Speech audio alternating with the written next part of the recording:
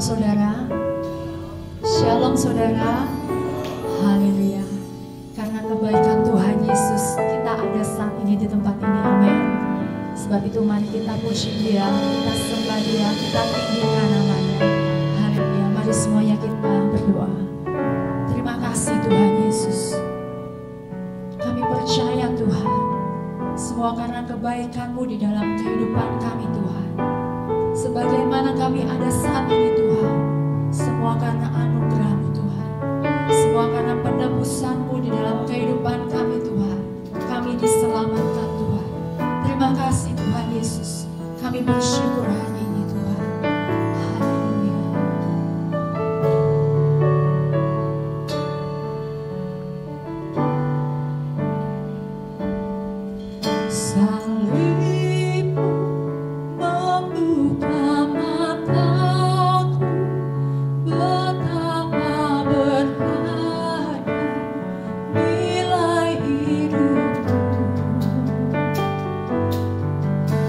Menanggung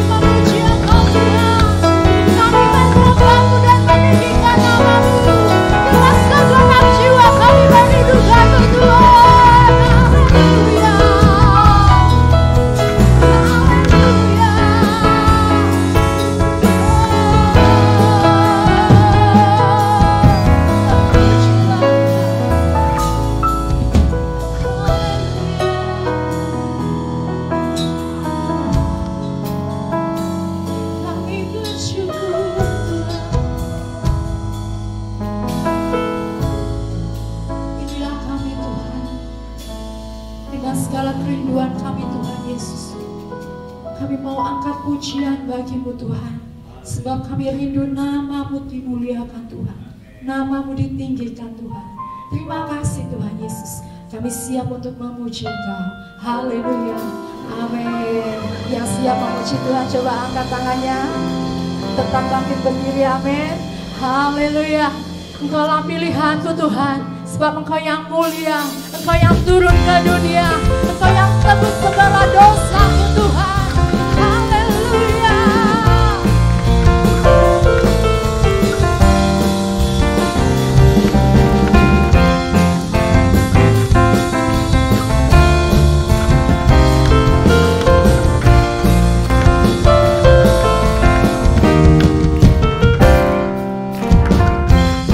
Tuhan yang mulia turun ke dunia untuk tebus segala dosa.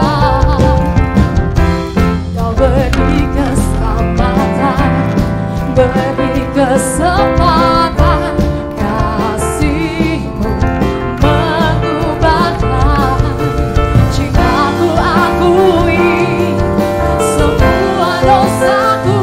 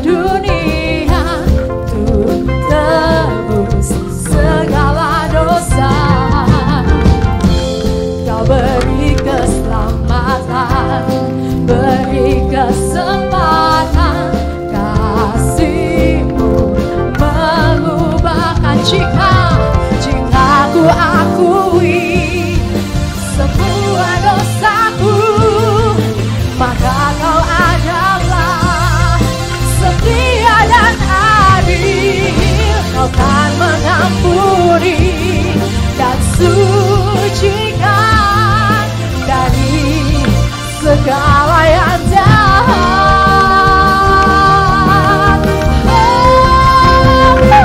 Tak mau ku hidup. Amin. Kita mau hidup bagi dunia ini lagi Tuhan. Tak ingin lakukan hal yang lama, bukan hatimu. Tak mau ku hidup di luar tuntunan firman-Mu yang telah bebaskanku. Yesus, kebenaranku adalah pilihanku. Mari semua yang katakan tak mau ku hidup bagi dunia. Kami tak ingin kompromi lagi Tuhan.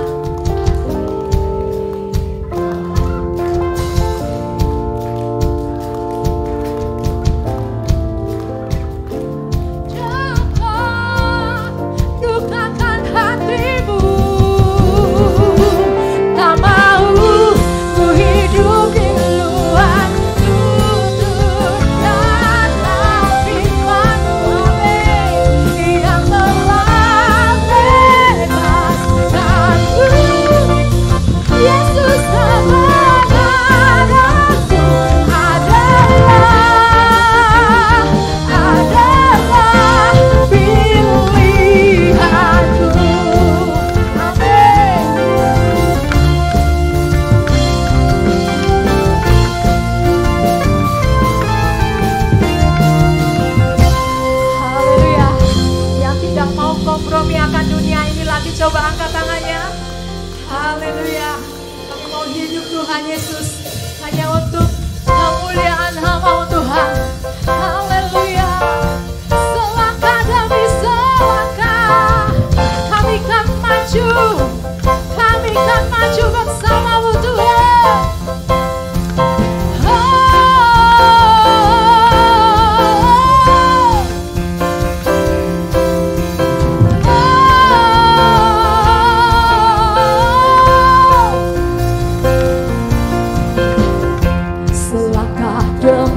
Selangkah ku maju tiada lelah, ku tak takut, ku tak gentar, semua musuh gemetar.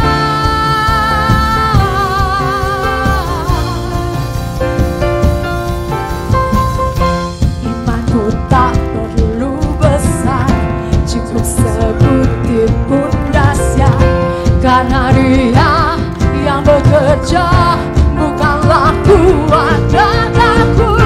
Ku tak takut, ku tak gentar, semua musuh gemetar. Semua musuh gemetar.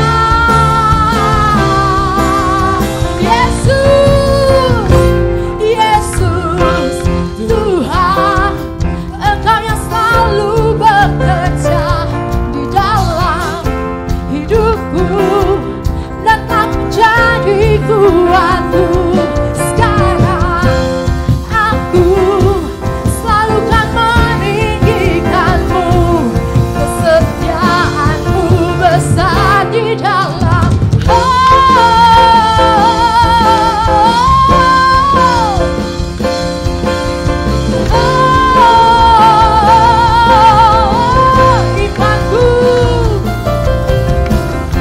Imanku tak perlu besar, cukup sebutir pun dahsyat, karena Dia yang bekerja, bukanlah kuat gagahku. Ku tak takut, ku tak gentar, semua musuh gemetar. Semua musuh gemetar.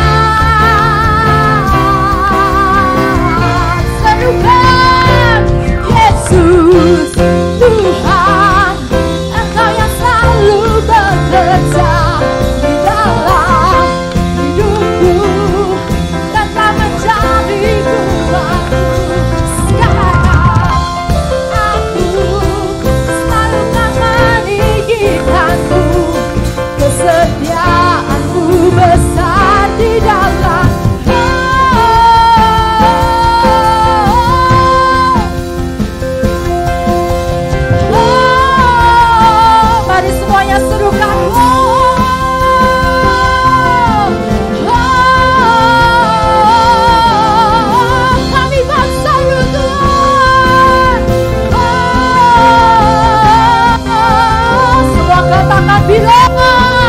Bila kau di sisiku, pada siapa ku takut, karena Kaulah perisai dan kuatku. Nyatakan sekarang, bila kau di sisiku, pada siapa ku takut, karena Kaulah perisai dan kuat. Bila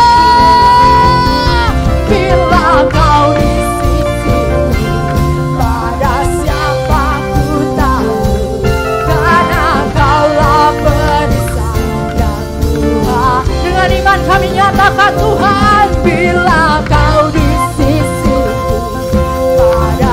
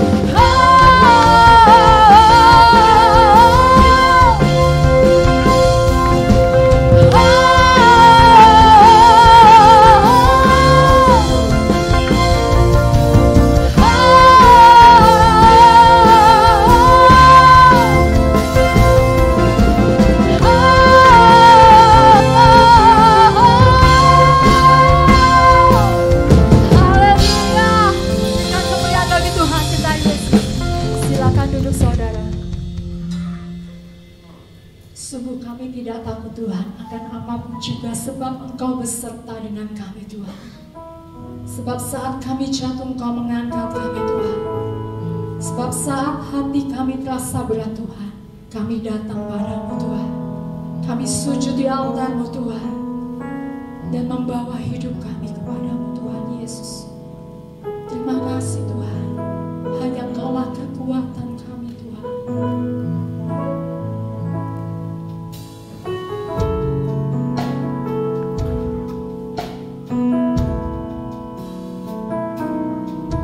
Bila hati terasa berat, tak seorang pun mengerti bebanku. Ku tanya Yesus, apa yang harus ku buat?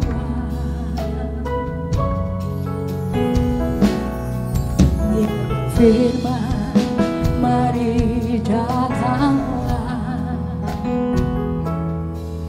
Dia selalu pedulikan aku.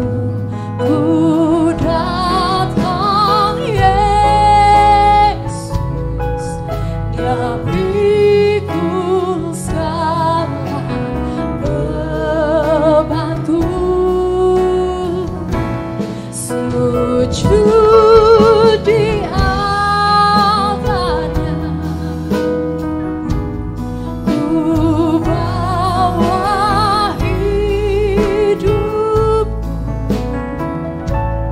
ku terima anugerahnya. Dia ampuniku dan bebaskanku. Dia ubah hidupku,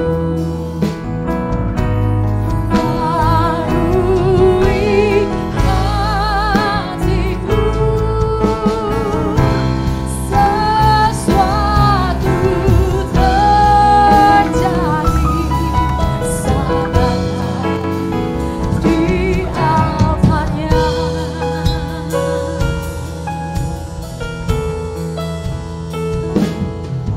Bila hati terasa berat,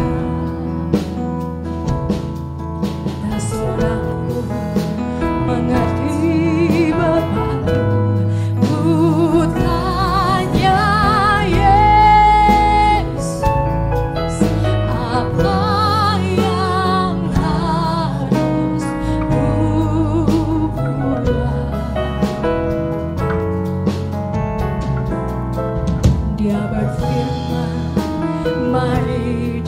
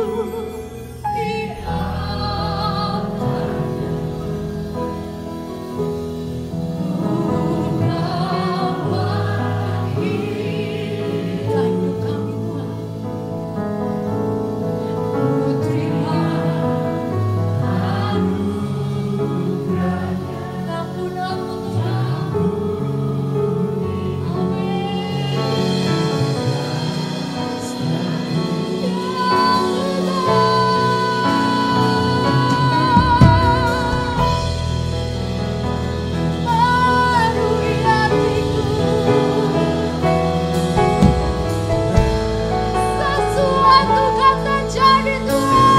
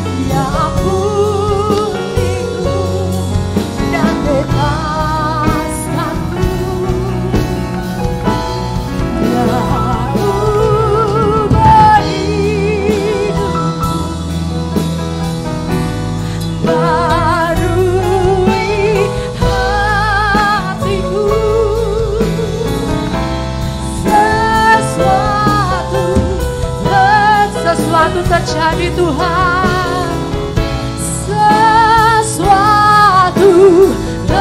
sesuatu kan terjadi Tuhan, sesuatu terjadi saat di altarnya.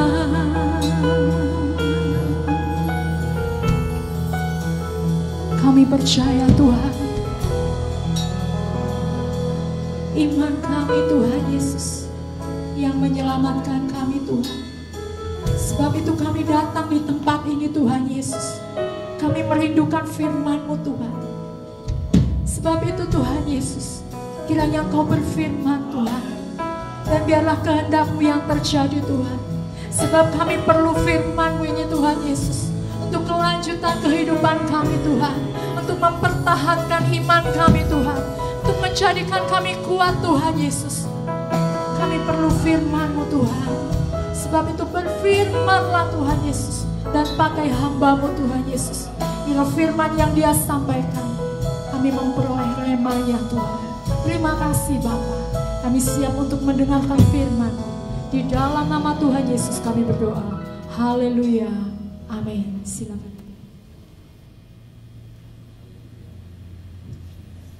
Puji Tuhan, salam Bapak Ibu sekalian.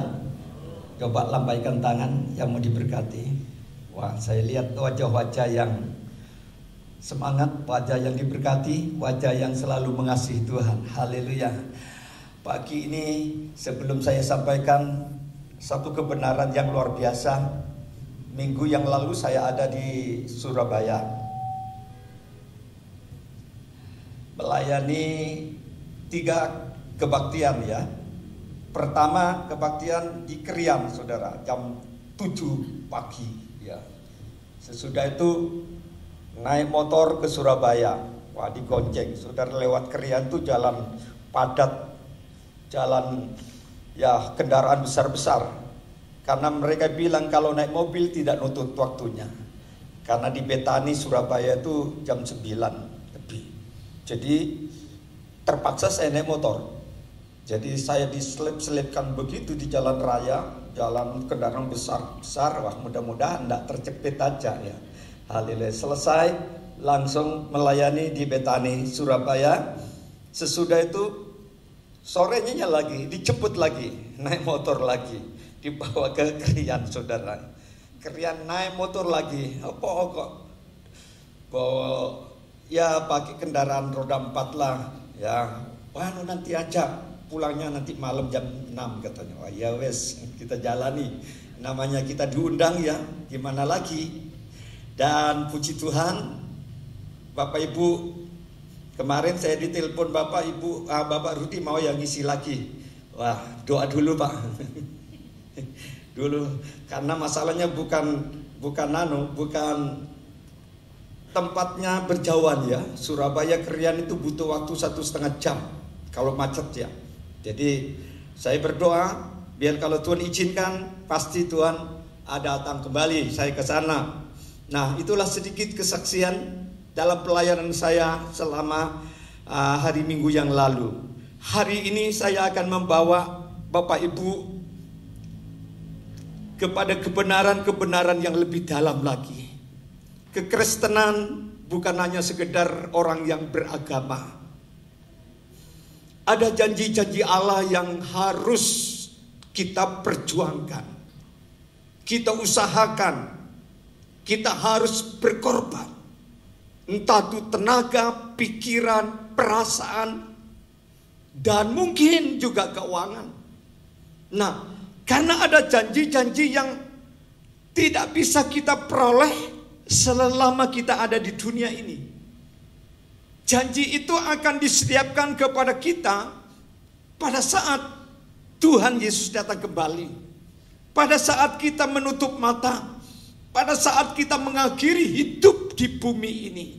Itu sebabnya pada saat ini saya akan bawa satu tema yang berbicara tentang 5 mahkota.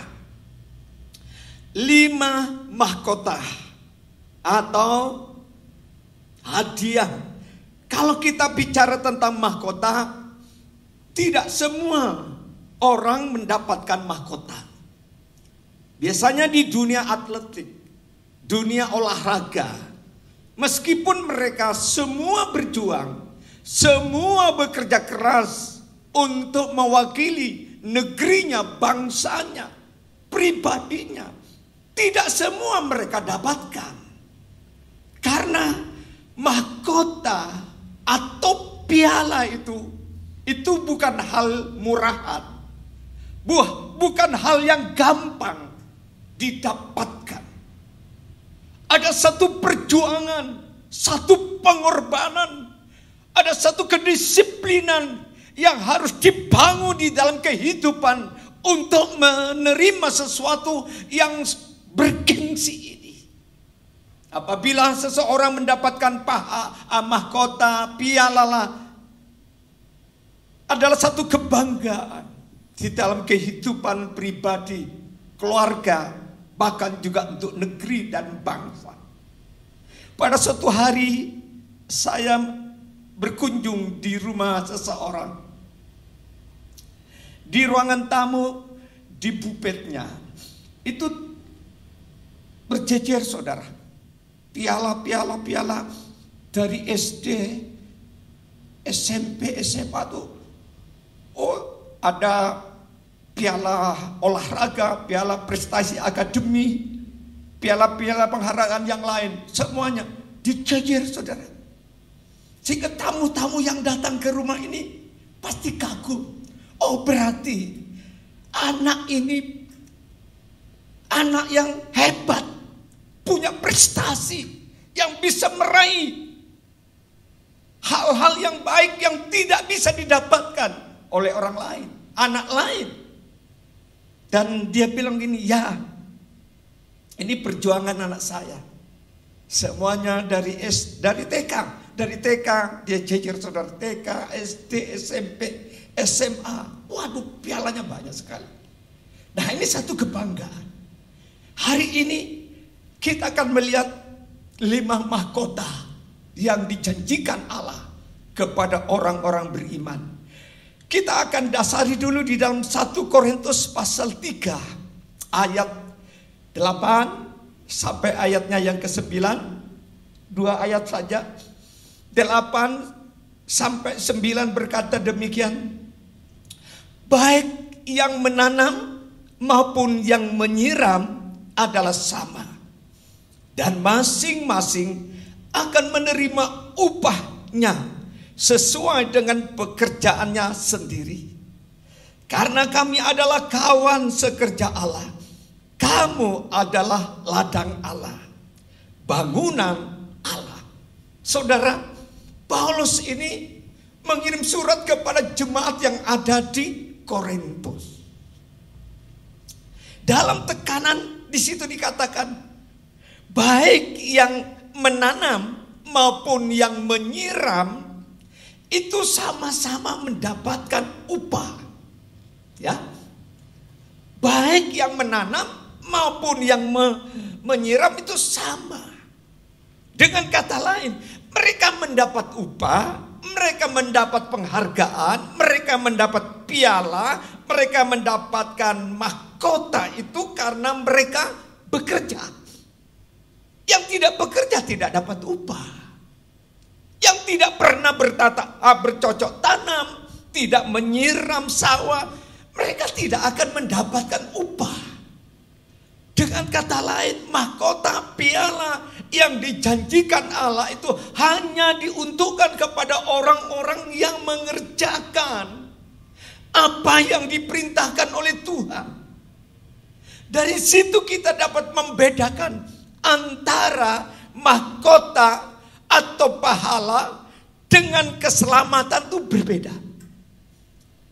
Keselamatan itu kita dapatkan oleh iman, percaya, lewat pernyataan, ucapan, lewat iman di dalam hati kepada Tuhan Yesus Kristus, maka orang itu akan dapat selamat. Sesuai dengan Roma pasal 10 ayat 9 dan 10. Coba kita lihat dulu, ini keselamatan. Jadi ada bedanya dengan mahkota ya. Roma pasal 10 ayat 9 sampai 10, silakan dikeluarkan. Sebab jika kamu mengaku dengan mulutmu, pengakuan dengan mulut bahwa Yesus adalah Tuhan, dan percaya dalam hatimu bahwa Allah telah membangkitkan dia dari antara orang mati, maka kamu akan diselamatkan. Ayat 10, karena dengan hati orang percaya dan dibenarkan, dan dengan mulut orang mengaku dan diselamatkan.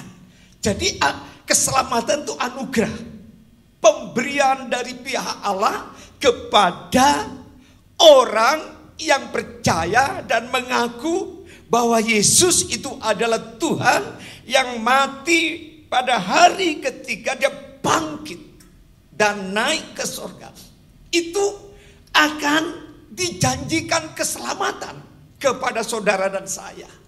Itu sebabnya Bapak Ibu saudaraku yang saya kasih, berbahagialah engkau, bersyukurlah engkau kepada Tuhan yang sudah memberi keselamatan secara gratis, cuma-cuma kepada siapapun orangnya, dari manapun orangnya, apapun latar belakangnya, dari mana sukunya, dari mana bangsanya, tidak terkecuali siapa yang mengaku percaya dalam hatimu Yesus Kristus Tuhan, engkau akan selamat.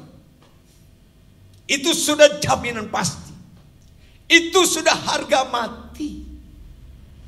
Tetapi kalau menyangkut masalah mahkota, itu lain. Seperti seorang yang dikatakan oleh 1 Korintus tadi, ada yang menabur, ada yang menyiram. Menabur, menyiram itu adalah kata kerja. Jadi orang Kristen, kalau saudara ingin mendapatkan mahkota, tidak cukup saudara setiap minggu ke gereja aja, habis ke gereja pulang, nanti minggu depan lagi, datang lagi, pulang lagi. Memang itu wajib hukumnya. Tapi kalau saudara ingin mengejar itu yang namanya mahkota, saudara harus berjuang, saudara. Harus bekerja keras. Apa yang saudara bisa lakukan. Nah, karena itu pada pagi ini atau sore ini, ya, karena YouTube ini ditayangkan nanti sore. Jadi saudara yang tidak sempat ikut ibadah pagi, saudara bisa buka YouTube GBI Philadelphia Rogo Jambi. Itu kan keluar nanti malam, ya. Temanya 5 mahkota. Mudah-mudahan saya bisa tuntaskan 5 poin ini, tetapi kalau tidak saya akan tuntaskan nanti sore, ya. Karena nanti sore itu bukan masuk YouTube tetapi masuk Facebook, ya. Jadi saudara bisa mengikuti secara langsung kalau ibadah sore lewat Facebook GBI Philadelphia. Nah, mahkota yang pertama kita lihat. Sebelum saya mahkota-mahkota ini, tapi definisi mahkota saudara tahu ya, bahwa mahkota itu biasanya ditaruh di mana? Di kepala. biasanya yang dapat warisan mahkota itu anak raja, anak ratu, atau bangsawan, ya, orang-orang yang berprestasi, ratu biasanya begitu ya.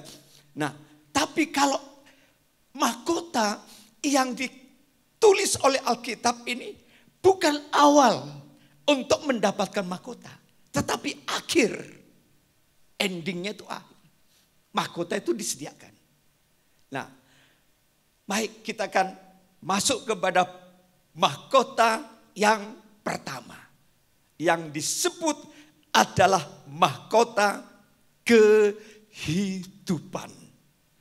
Saudara hafal, nomor 1 apa? Mahkota kehidupan. Dihafal ya.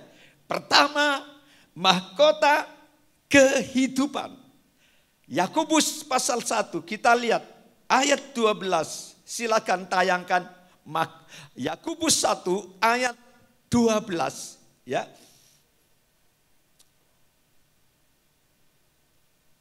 Yakobus 1 ayatnya yang 12 ya. Dikatakan demikian. Haleluya. 1, 2, 3. Berbahagialah orang yang bertahan dalam pencobaan. Sebab apabila ia sudah tahan uji, ia akan menerima mahkota kehidupan yang dijanjikan Allah kepada barang siapa yang mengasihi Dia. Berbahagialah orang yang bertahan dalam pencobaan.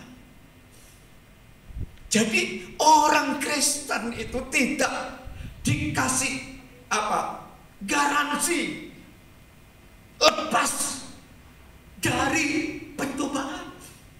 Cobaan itu bagian hidup manusia. Saudara mau lari kemana, mau tinggal di mana, cobaan itu tetap ada. Karena cobaan itu sebuah proses ujian iman. Engkau dan saya harus bertahan menghadapi cobaan. Meskipun cobaan itu super berat. Jangan pernah lari dari pencobaan. Kalau engkau lari dan meninggalkan cobaan, berarti engkau gagal untuk meraih janji Allah yang luar biasa, yang disebut adalah mahkota kehidupan.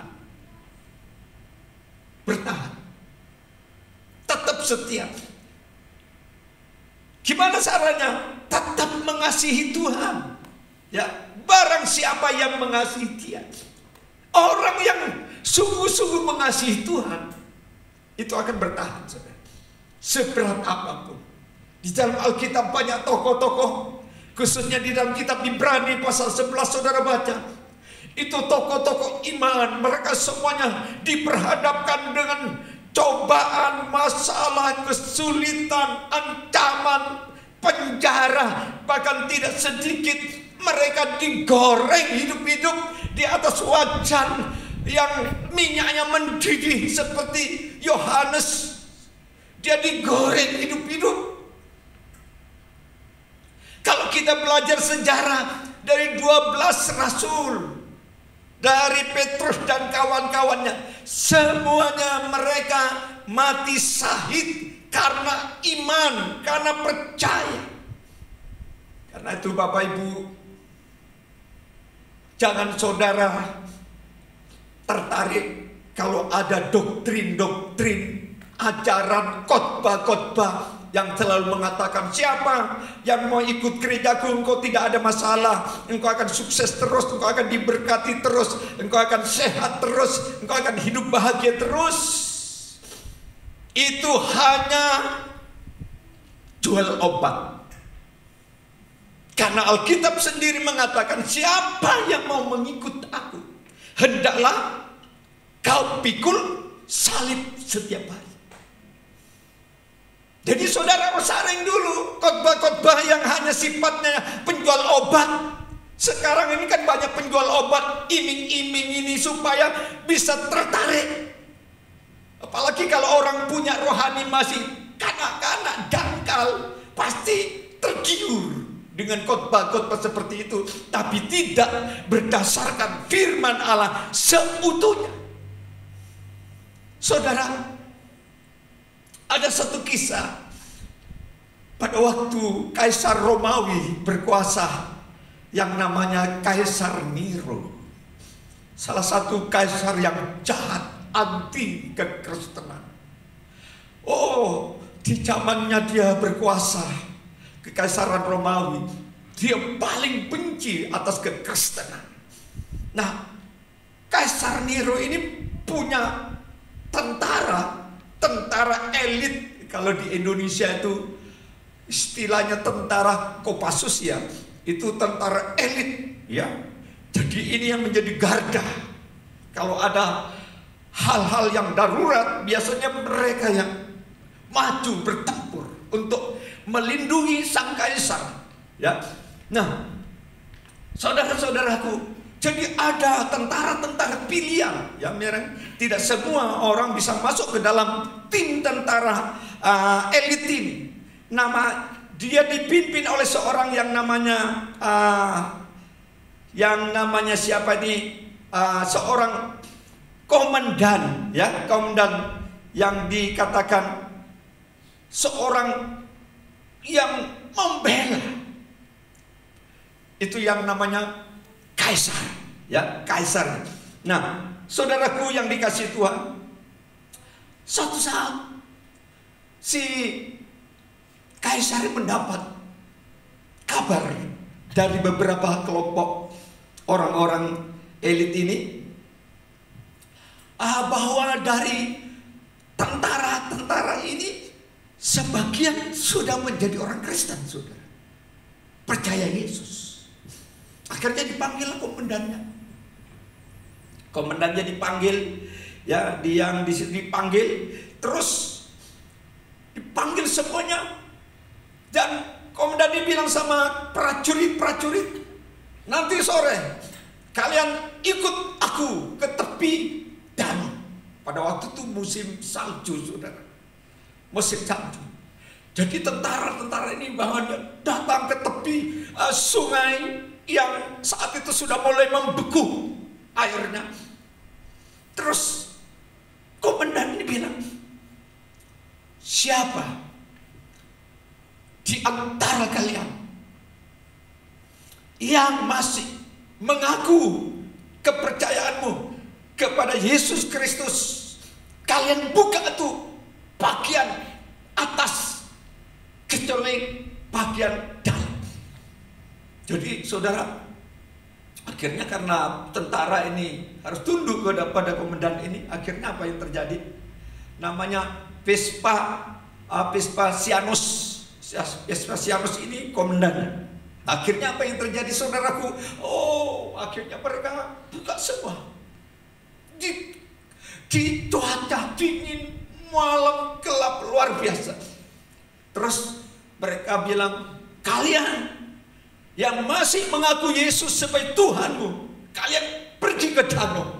Wah saudara, sampai di danau, karena danau sudah berubah menjadi salju, sudah membeku. Akhirnya jalan di tengah-tengah, dan 40 orang prajurit jadi Kristen ini. Disitulah dalam suasana dingin mencekam, kegelapan, mereka mulai menyanyi satu pujian penghormatan atas kekuasaan Tuhan. Dia mulai menyanjung Tuhan, dia mulai menyanyi Tuhan. Dia bilang begini, berjuanglah bagimu ya Kristus untuk meraih kemenangan. Berjuanglah untuk Kristus untuk meraih kemenangan. Dia nyanyi di tengah malam, nyanyi lama-lama. Semakin malam suasana pujian itu semakin kecil, karena mereka sudah kelelahan, mereka sudah kedinginan. Sedangkan di tepi danau, di situ dibangun sebuah tenda, dan prajurit-prajurit yang tidak mengenal Yesus, mereka bawa minuman keras, banyak pesta pora, mabuk-mabuk, berjoget. Akhirnya apa yang terjadi, saudara? Akhirnya apa yang terjadi? Sesudah itu terus ada satu orang yang tidak tahan karena dinginnya, karena dia mau menyerah. Dia menyerah. Akhirnya naik, bergabunglah di kemah itu untuk mencari badannya supaya hangat gitu. Nah, saudara tahu, waktu dia turun, akhirnya si tentara ini tinggal 39. Tapi tiba-tiba ini kemudian kok melihat, kok masih tetap 40 orang. Wah, mereka nyanyi, menaikkan pujian, penyembahan, tambah semangat. Orang yang asing ini pakai baju putih dengan membawa tentara surgawi, saudara, turun dari surga. Akhirnya apa yang terjadi, saudaraku, yang dikasih Tuhan? Akhirnya komandan ini, akhirnya dia sendiri, saudara, dia sendiri melompat ke danau itu, dan dia bergabung dengan 40 orang, 39 tentara yang beriman kepada Tuhan. Dia terus menyanyi, terus bersyukur. Besok pagi, akhirnya 40 termasuk komandan dalam keadaan kaku, meninggal dalam keadaan kaku, sudah jadi jasad. Kesetiaannya kepada Tuhan, kasihnya kepada Tuhan, dia tidak tahu tentang kematian. Sebab itu Bapak Ibu sekalian, kalau engkau ingin punya mahkota kehidupan bertahan, apapun tantanganmu, seberat apapun tekananmu, jangan sampai engkau kehilangan keselamatan, bahkan juga mahkota. Ini bicara tentang mahkota, karena kasihnya kepada Tuhan, walaupun dia harus menghadapi cobaan berat, dia tetap kasih kepada Yesus. Itu yang disebut mahkota kehidupan. Yang kedua adalah mahkota kemegahan. Tadi mahkota kehidupan, sekarang mahkota kemegahan. 1 Tesalonika, kita lihat, coba ditayangkan 1 Tesalonika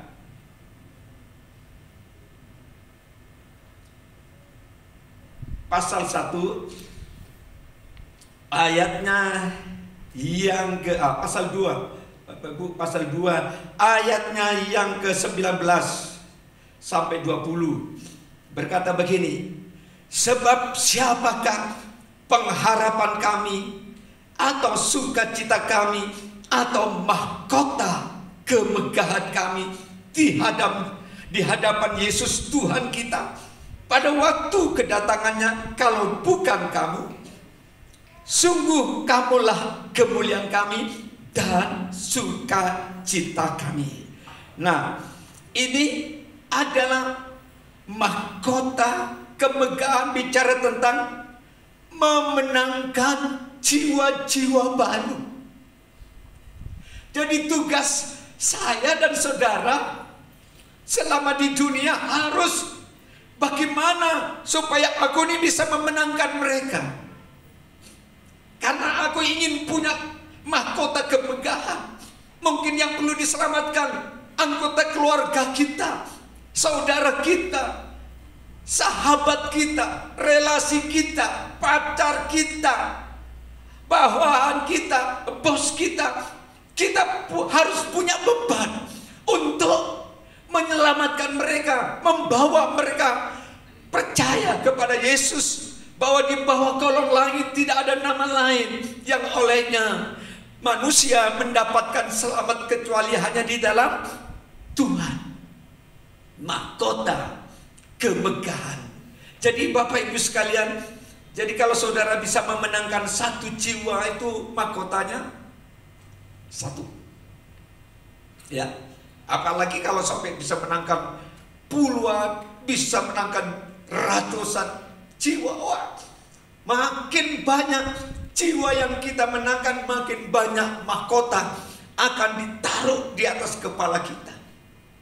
Saya sudah pernah bersaksi yang memberikan ilustrasi. Ada seorang anak Tuhan, guru sekolah minggu, yang begitu aktif melayani. Tapi suatu hari dia tersinggung dengan teman sepelayanan.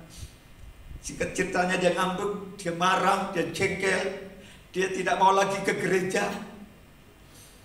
Dia tidak mau lagi pelayanan. Dia pokoknya dingin sekali. Dia bilang sama pendetanya, saya tidak mau ke gereja lagi. Percuma saya datang ke gereja. Ternyata di dalam gereja itu orang-orangnya itu jahat-jahat. Padahal teman sepelayanan. Kan ada orang yang punya asumsi seperti itu. Ya. Itu apa aku ke gereja kalau aku melihat wajahnya dia di gereja, aduh, mau muntah katanya. Biar begitu. Jadi saudara, jadi mundur dari pelayanan. Akhirnya satu malam dia bermimpi. Waktu dia bermimpi, dia dibawa oleh seorang malaikat ke sebuah taman. Di taman itu taman yang indah, luar biasa, yang tidak bisa dilukiskan dengan bahasa manusia. Penuh kemuliaan. Di situ penghuni taman itu semuanya berpakaian putih. Semuanya kepalanya memakai mahkota. Waktu dia diajak masuk ke dalam taman oleh malaikat, penghuni taman itu semua mengejek, menghina, mentertawakan, berbisik satu dengan yang lain. Karena mereka tuh heran, orang yang masuk ke taman ini kok asing, beda dengan mereka-mereka yang lain. Akhirnya si guru sekolah minggu ini tersinggung dan marah, komplain sama malaikatnya. Malaikat, ternyata orang yang di taman ini lebih jahat daripada orang yang ada di gereja. Jahat-jahat semua, tidak simpati, tidak ramah, tidak mau nyopok, tidak mau tertawa. Malah saya ditertawain. Terus malaikat itu bilang sama si guru ini, mereka semuanya tidak simpati sama kamu. Mereka semuanya tidak kasih salam sama kamu. Mereka semuanya tidak mencintai kamu. Karena ternyata kamu satu-satunya orang yang masuk ke taman ini yang kepalanya gundul katanya. Loh, kenapa rambut saya masih utuh? Iya, memang kepalamu masih lengkap rambutmu, tapi kamu tidak punya mahkota. Mahkotamu tidak ada. Sedangkan yang ada di taman ini semua pakai mahkota. Terus mulai saat itu dia terbangun dan nangis, saudara. Mulai detik itu dia minta ampun sama Tuhan. Saya bertobat Tuhan. Minta ampun, saya sudah meninggalkan Tuhan, meninggalkan gereja, meninggalkan pelayanan, meninggalkan tanggung jawab. Dan mulai minggu berikutnya dia datang sama pendetanya. Mulai saat itu dia mau aktif lagi melayani. Karena dia tidak mau masuk surga tanpa mahkota pelayanan. Jadi saudaraku, sekecil apapun pelayananmu, kerjakan dengan tulus, dengan mengasihi Tuhan sungguh-sungguh. Nanti ada mahkota yang sudah disiapkan oleh Tuhan Yesus Kristus. Mungkin saudara, aku bukan aktivis gereja, aku bukan pemain musik, aku bukan guru sekolah minggu, aku bukan WL singer, aku bukan tamborin, bukan multimedia. Tapi ada banyak pelayanan-pelayanan lain yang saudara bisa kerjakan selama di dunia ini. Contoh yang sederhana, saudara bisa memberi makan tamu-tamu hamba Tuhan dari luar kota. Itu juga pelayanan. Tuhan bilang, kamu kasih segelas air putih untuk seorang hambaku yang paling kecil di dunia. Itu mahkotanya juga ada, pahala ada. Jadi saudara bisa melayani apa saja yang saudara bisa lakukan sesuai dengan talentamu. Kerjakan selama kita itu. Karena kita tidak selamanya di dunia, saudara. Satu saat kita akan tutup mata. Kita akan akhiri hidup ini di bumi. Sekali lagi, meskipun ada masalah, ada cobaan berat, saya kasih tahu, cobaan penderitaan, masalah, kesulitan hidup, tantangan hidup, penghinaan, kegagalan, persoalan-persoalan hidup yang kau hadapi di dunia itu sifatnya sementara. Tidak ada yang abadi masalahmu. Tidak ada yang abadi pencobaanku. Yang ada, yang abadi itu hanya mahkota yang kau kerjakan semasa hidup di dunia. Haleluya, puji Tuhan. Saudara-saudara, melayani. Sekarang masuk kepada mahkota yang ketiga, yaitu yang disebut mahkota kebenaran. Yang ketiga namanya mahkota kebenaran. Kita lihat di dalam 2 Tesalonika pasalnya yang keempat.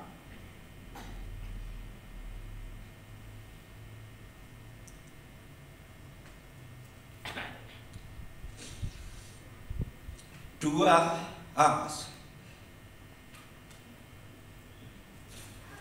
Tesalonika 1 Tesalonika pasalnya yang keempat ayat 7 sampai 8. 4, 7, 8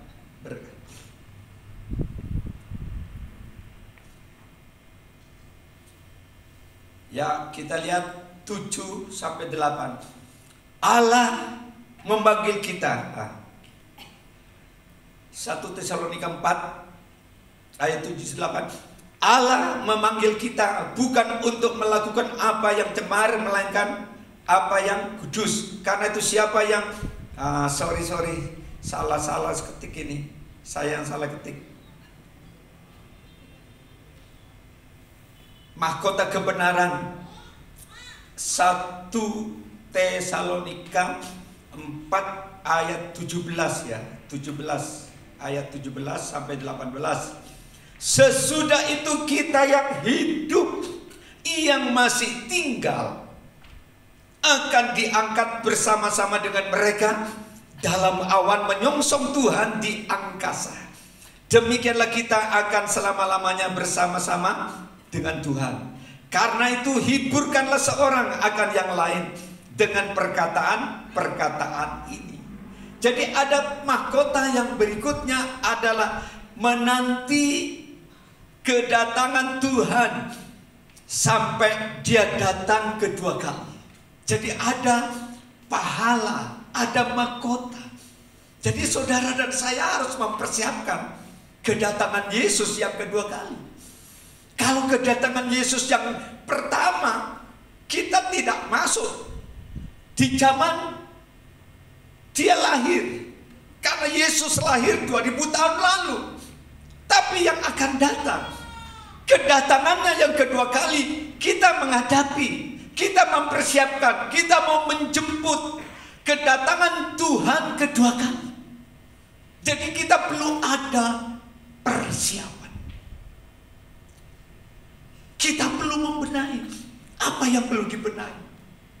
Kekurangan, kelemahan, kesalahan, kepahitan, sakit hati, kekecewaan, putus asa, dan lain-lain. Kita benahi. Karena kita ingin menyambut Tuhan sebagai Raja. Dia datang bukan lagi di bumi. Dia datangnya tuh di awan-awan, saudara. Datangnya di awan-awan. Disertai dengan malaikat-malaikat. Jadi hanya trompet sorga dibunyikan di awan-awan. Maka semua orang-orang saleh yang sudah wafat, yang sudah dikubur, mereka lebih dulu bangkit, memakai tubuh kemuliaan. Bangkit tubuh kemuliaan. Dan mereka yang masih hidup, kalau dia datang, kita pun dia angkat, dibawa ke sorga bersama dengan Tuhan. Kita akan hidup memerintah kerajaan 1000 tahun atau kerajaan milenium. Karena waktu kita diangkat, ke sorga, menghadap Tuhan. Disitulah ada pesta domba Allah berlangsung di sorga. Waktu pesta itu berlangsung, berakhir, maka Tuhan dan orang-orang saleh akan turun kembali untuk ikut memerintah kerajaan milenium atau kerajaan 1000 tahun masa damai. Waduh, kalau saudara baca ayat-ayat ini, aduh, umur orang kalau umurnya cuma 500 tahun tuh masih seperti bayi. Ya, makanya umur manusia kalau sekarang ini sudah tak bisa mencapai ratusan, 90, 100 itu sudah maksimal. Ya, tapi nanti umur 500, 600 itu masih bayi, masih perawan ting-ting, ya, Joko ting-ting, ya. Wajahnya 900 itu masih wajah yang masih seger banget, karena ikut memerintah 1000 tahun, sudah bayangkan. Kalau sekarang kita, aduh, umur manusia itu berapa sih? Saya Agustus ini udah 70 tahun. 70 tahun menurut ukuran zaman sekarang rasa tua gitu, kayak lansia. Tapi saya 70 tahun merasa biasa, kayak masih kayak pemuda umur 25 tahun gitu. Biasa. Makanya ibu-ibu, bapak-bapak jangan selalu klaim, aku wis tuwe, aku sudah nenek, aku sudah kakek, aku sudah jadi emak, aku sudah jadi engkong. Biasa-biasa aja. Amin. Kalau kita bandingkan nanti, bukan hanya ikut memerintah, saudara, saudara juga akan mendapatkan mahkota. Karena Tuhan tahu, oh ini selama di dunia rajin melayani di gereja. Oh selama di dunia ini suka memberi sponsor untuk pekerjaan Tuhan dalam bentuk keuangan. Oh ini selama di dunia suka memberi makan hamba Tuhan. Oh selama di dunia suka melayani orang sakit. Oh selama di dunia suka cari jiwa-jiwa. Itu ada nilai tersendiri di hadapan Tuhan. Satu poin lagi, kita masuk kepada mahkota yang kelima, adalah mahkota yang abadi. 1 Korintus 9 kita baca. Ini 1 Korintus 9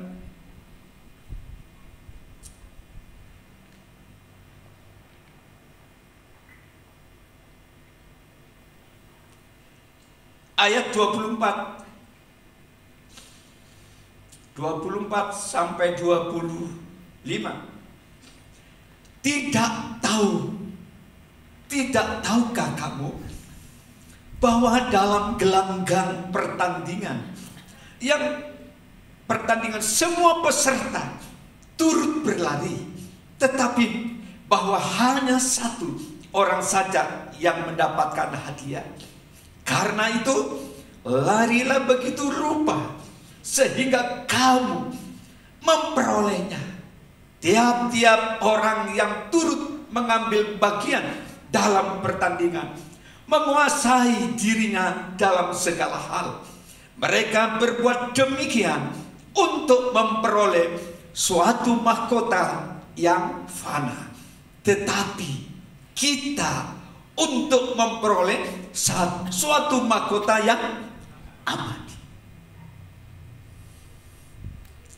Artinya gini, seorang yang ingin punya mahkota yang abadi, hidup ini tidak boleh kalah. Ya, tidak boleh kalah dan tidak boleh menyerah. Seorang atletik ingin mendapatkan piala mahkota, tidak boleh menyerah, tidak boleh kalah. Tetap punya optimis, pola pikir yang optimis. Gaya hidup, gaya juang itu lebih daripada yang lain. Harus ada perbedaan. Dan salah satunya, seorang atletik itu memiliki kedisiplinan yang tinggi. Apalagi kalau masuk dalam training, latihan, saudara, oleh pelatih, itu betul-betul masalah disiplin itu ditekankan. Gak bisa kalau sudah waktunya makan, makan. Waktunya istirahat, istirahat. Waktunya latihan, latihan. Suka enak, gak enak, harus latihan. Waktunya lari, ya lari. Gak ada, aku mau main catur dulu Pak Ketua, Pak. Nah, saya kepingin mau game dulu. Gak boleh. Harus ada kedisiplinan tinggi kalau ingin meraih kemenangan. Nah, demikian juga di dalam kekristenan. Kalau saudara ingin mendapatkan mahkota abadi ini, harus memiliki kedisiplinan rohani. Gak boleh kekristenan itu asal-asalan. Disiplin. Disiplin membaca Alkitab setiap hari. Paling tidak 1 tahun saudara bisa menyelesaikan dari perjanjian lama sampai perjanjian baru yang terdiri 39 PL 27 PB. Setiap hari disiplin. Disiplin berdoa. Disiplin untuk berpuasa setiap minggu minimal. Disiplin beribadah. Disiplin untuk mengikuti ibadah yang di dalamnya disertai dengan perjamuan kudus. Perjamuan kudus ini sebulan sekali. Kalau saudara bolong-bolong menghadiri perjamuan kudus, saudara berarti tidak menghargai pengorbanan Yesus. Disiplin dalam memberi. Disiplin lagi mengembalikan persepuluhan milik Tuhan. Itu perlu kedisiplinan. Ada seorang saksi, dia rajin bayar perpuluhan setiap bulan, tidak berabsen. Dia punya uang, dihutangi orang. Petiau. Itu kejadiannya sudah kurang lebih 6 tahun atau 7 tahun. 500 juta uangnya dipinjam orang, tidak dibayar, bunganya tidak dibayar. Tapi dia tetap disiplin bayar perpuluhan. Baru beberapa waktu lalu dia saksi, tidak pernah dipikirkan. Dia anggap itu anggap hilang uangnya. Tahu-tahu kembalikan sudah 500 juta. 500 juta karena dia belajar disiplin. Memang dia bilang bunganya tidak dikasih, tidak apa-apa. Yang penting pensiunnya balik. Dikembalikan saudara 500 juta. Saudara, kedisiplinan belajar. Seorang pelajar, seorang mahasiswa, seorang aktivis, seorang karyawan harus disiplin. Kapan waktunya kita ngantor? Kapan waktunya kita buka toko? Kapan waktunya kita beribadah? Harus ada kedisiplinan. Seorang olahragawan ingin mendapatkan mahkota, itu harus menahan diri, menguasai diri, disiplin. Apatah lagi kata firman, engkau tidak mendapatkan mahkota dunia yang sifatnya sementara. Tuhan menyiapkan mahkota abadi. Abadi itu artinya tidak akan pernah hilang, tidak pernah lenyap. Mahkota kita abadi yang ada disimpan di sorga, disediakan kepada orang-orang yang disiplin. Haleluya. Disiplin dalam memuji Tuhan juga. Jangan datang ke gereja waktunya memuji main HP, main TikTok, main apalagi WA. Itu gak menghormati.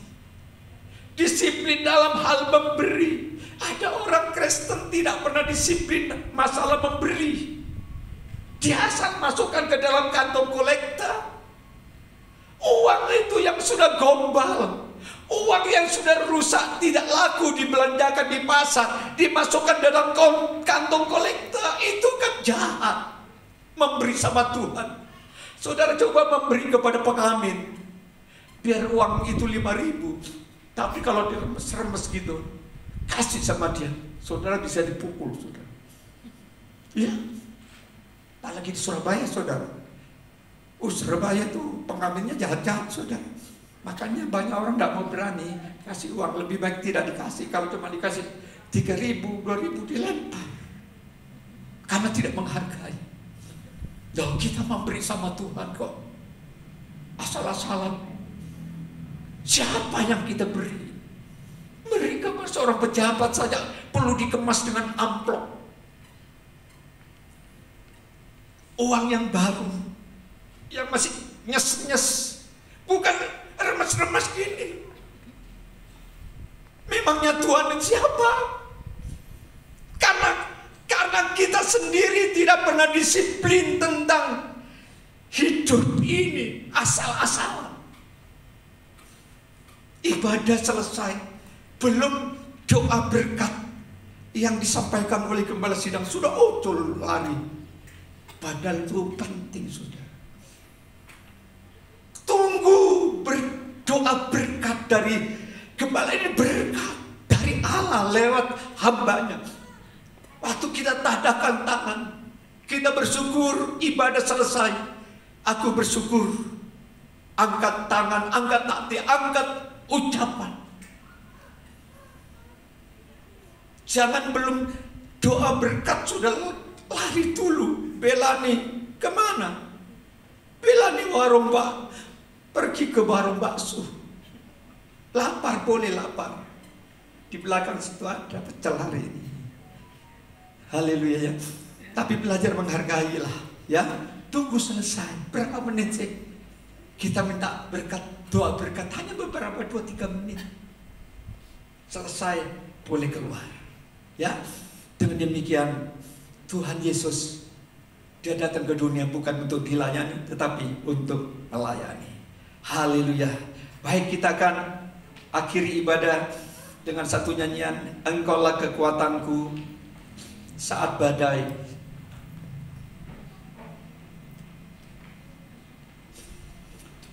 Haleluya.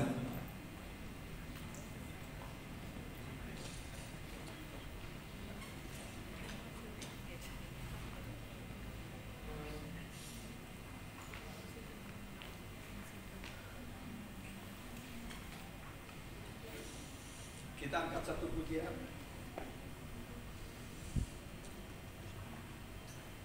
Haleluya.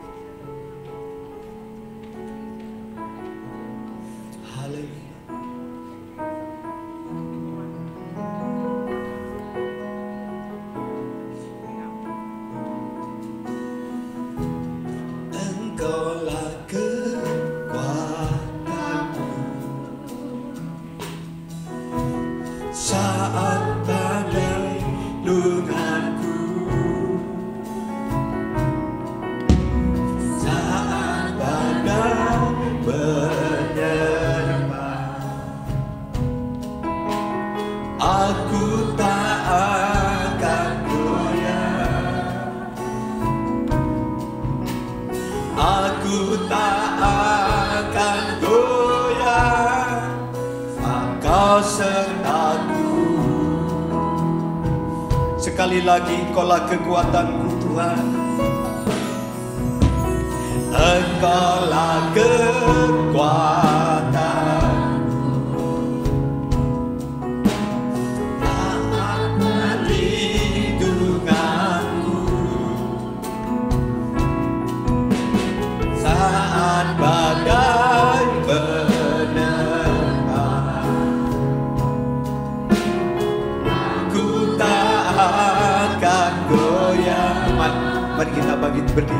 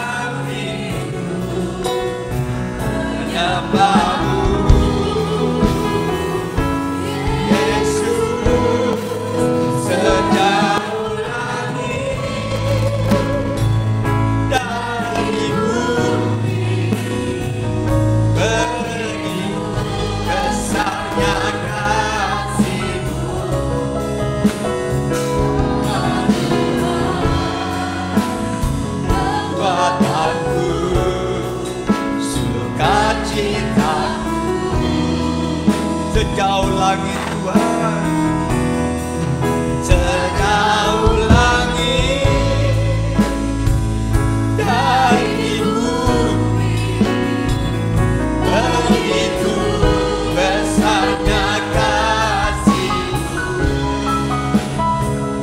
penuhi hati kami yang rindu mendapat-Mu. Oh Yesus, sejauh langit dari bumi, begitu besarnya kasih-Mu. Kaulah Tuhan, kekuatanku, sukacitaku. Kaulah Tuhan,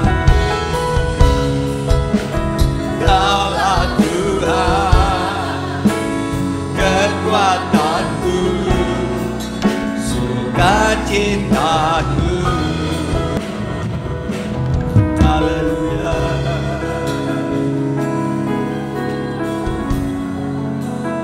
Renungkanlah firman Allah pada saat ini.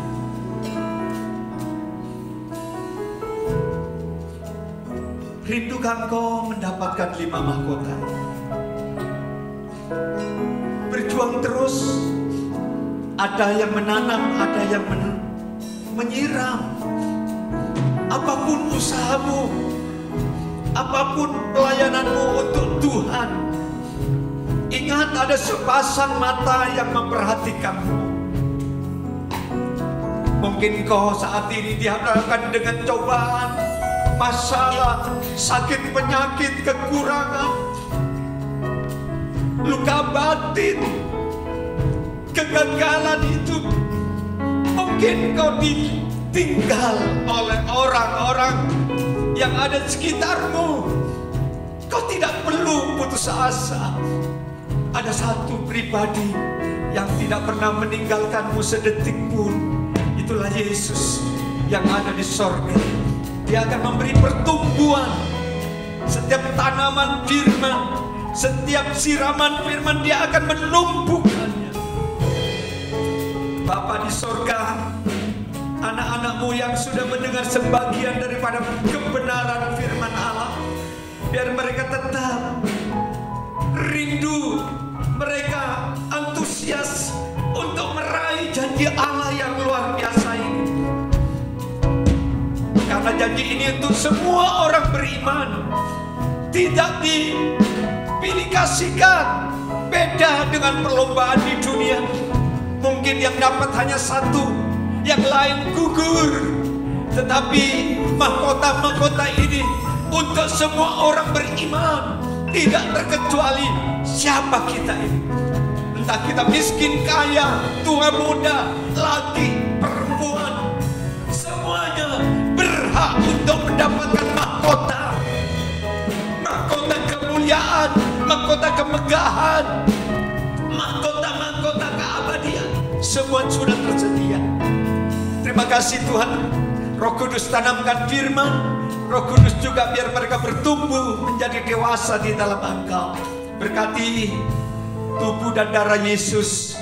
Sebentar lagi kami akan terima dengan iman. Saya minta hamba Tuhan yang melayani boleh maju ke depan. Memang hari ini ada beberapa yang melayani perjamuan pagi tidak bisa hadir karena mereka melayani, mereka datang nanti sore karena ada gor Bapak Ibu. Diberkatilah roti dan anggur ini. Sebelum kami terima dengan iman, dalam nama Bapa, Putra, dan Roh Kudus, dalam nama Yesus, kami terima dengan ucapan syukur. Haleluya. Amin.